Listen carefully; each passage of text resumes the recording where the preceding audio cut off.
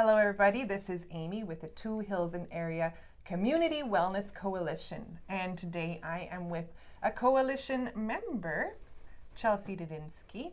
She represents MHCB. Did I say it right? Mental Health Capacity Building. And so I'm so grateful that you came today, Chelsea, for this. I'm happy to be here. Wonderful. Chelsea and I are so in sync. We didn't even plan coordinating our wardrobe, but look at us. We coordinate so well. I appreciate that. I do appreciate that too. All right. Well, my first question for you, Chelsea, is how long have you lived in the Two Hills area? I have lived in, well, it's kind of almost two pieces. So I was actually born in Two Hills because my family's from around Two Hills. Really? But the Two Hills Hospital? The old Two Hills Hospital. The old one that has been demolished. Yeah, the new one wasn't opened. Grand opening was 86 and I'm an 85 kid. So I was, that one that was by Geo's. That's cool. That's where I was born because my family's from around here. And I grew up in Vague, but then when I was 19, I moved here. So I've been here since 2004. Okay. So off and on all your life. Yeah, I've been around the area all my life. Cool. And so I guess that's what brought you here. It's kind of home. Yeah, no doubt. Was your family from the area originally, or? Yeah, my family was from the area. So my grandfather owned a shoe and leather shop in Two Hills here, and he sold saddles, fixed leather, fixed shoes, made chaps, lots of fun things. And then my Baba and Guido farmed in the area. So yeah, Cool. Two Hills. There's a lot of good memories as a kid in Two Hills. Yeah, that's really neat. I wish I could have met your grandfather. He was a cool guy. Yeah, That's awesome. Okay, well then my next question for you is, what does mental health or mental wellness mean to you? That's a loaded question, but it's a good question. Mental health.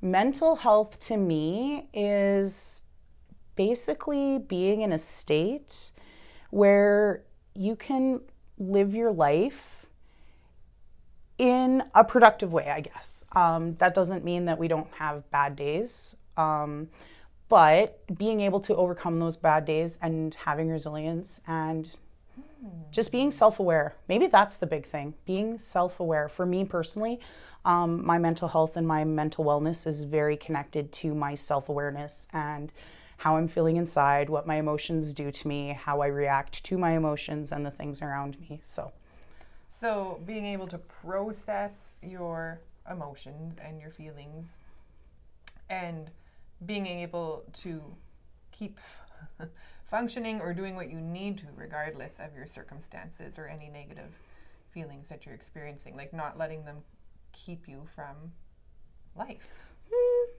Sometimes they keep me from life, and that's okay, because that's also just a part of self-awareness, is realizing when I need to take a step back or when I need to take care of myself, because that is such an important part of mental wellness, is being able to say no, having that self-awareness and going like, this is not a good fit for me. I shouldn't be doing this. And understanding that, I don't know, they say it takes a village to raise a child, but I think it takes a village to raise all of us. So like leaning on people, having support, and yeah.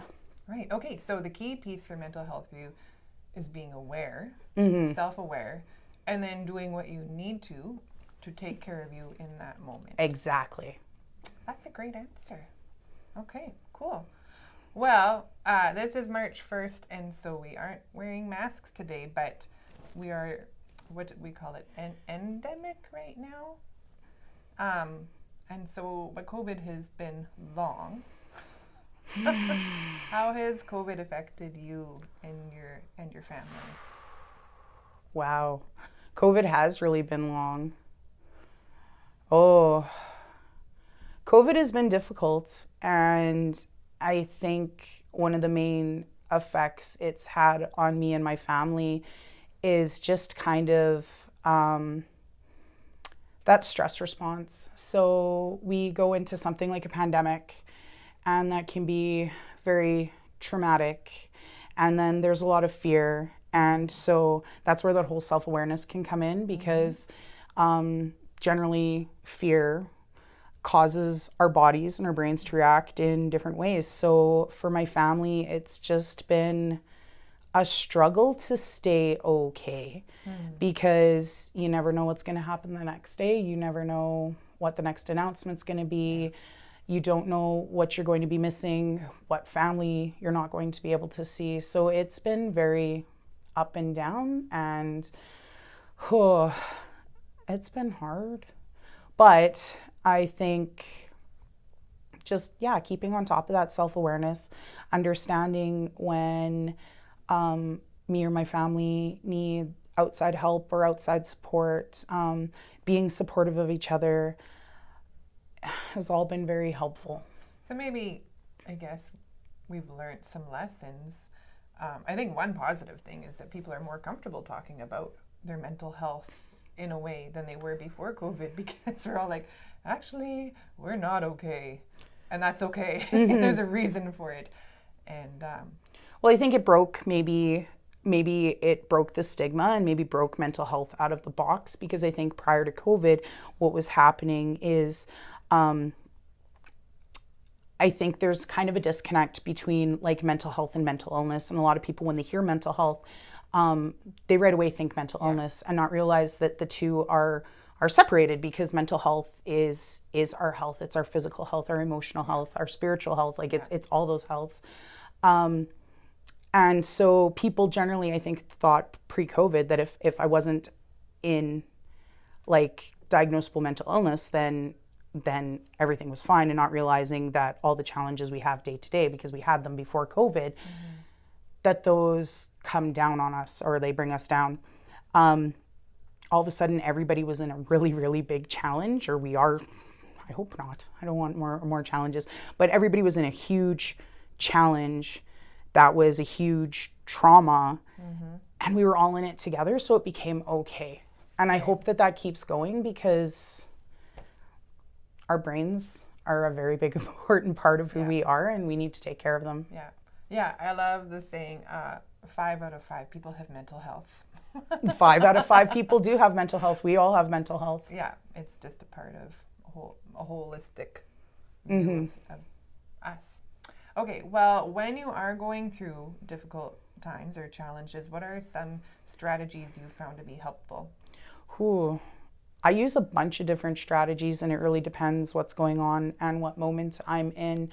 When I'm in the moment, taking a good deep breath is really my go-to, because just knowing from my job and the understanding I have of mental health now, I know that those nice deep breaths bring my brain back online and allow me to respond to situations rather than just react. I have definitely reached out. We have mental health services right here in Two Hills, and those were definitely helpful during these past 2 years. Definitely helpful. I was able to heal from what's going on and be able to process and bring more self-awareness to myself and understand more how to help myself or bring myself through those tough times I'm having. And I think one of the main things I do, because I'm a bit of a anxious person sometimes, is thought blocking.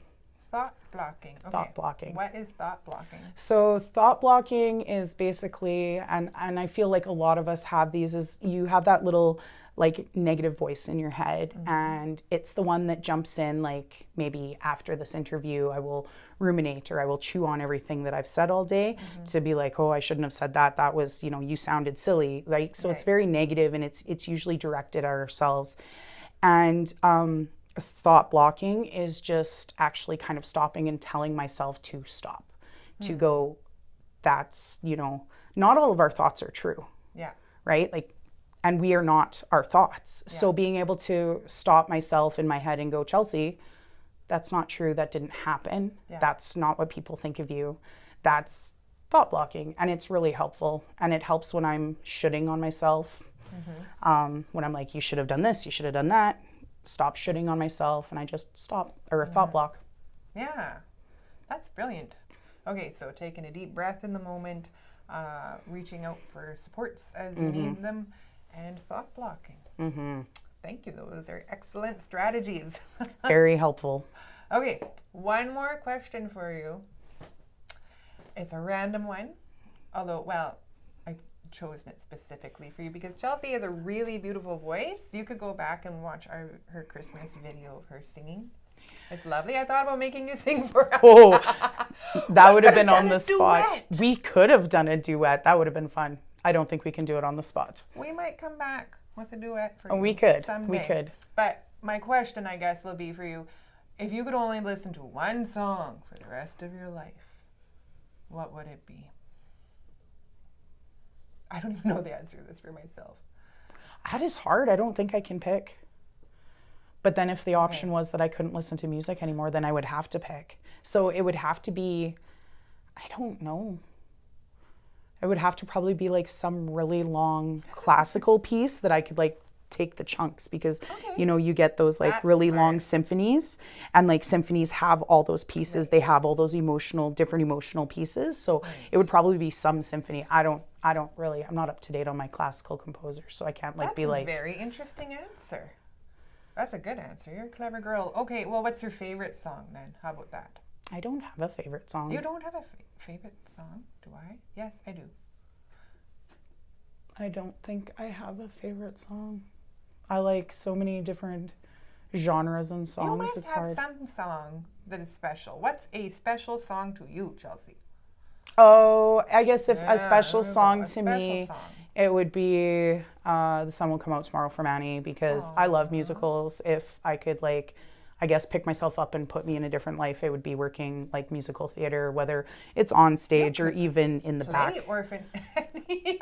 I got told that a lot when I was a kid. Yes, you could totally. It was my favorite show growing up until my Baba's VCR ate the VHS, which Right, that'll happen. for all you young people, a VCR used to play movies On tape. on tape, and they'd eat them sometimes. Not fun. No. Okay, well, can you sing that song sometime for us? Maybe sometimes. I don't know Not about right I now. don't know. Okay, someday.